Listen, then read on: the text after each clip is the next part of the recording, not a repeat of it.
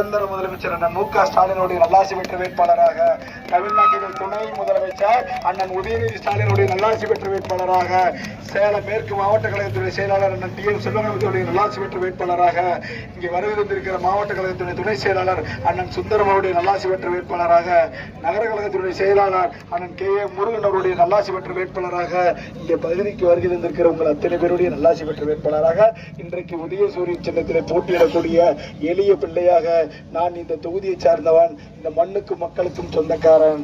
ஏனென்று சொன்னால் நான் இந்த தொகுதிக்கு உட்பட்ட மகுடுஞ்சாவடிக்கு உட்பட்ட நடுநேருங்கிற குக்கிராமத்துல ஏழை எளிய விவசாய குடும்பத்தில் பிறந்த எளிய பிள்ளையாக பிறந்த எனக்கு 36 வயது நிரம்பிய ஒரு இளைஞனுக்கு முதலமைச்சர் வாய்ப்பு தந்திருக்கிறார் என்று சொன்னால் அந்த வாய்ப்பும் நம்பிக்கையும் உங்கள் மீது வைத்திருக்கிற நம்பிக்கையின் காரணமாக என்னை உங்களிடத்திலே ஒப்படைத்திருக்கிறார்கள்.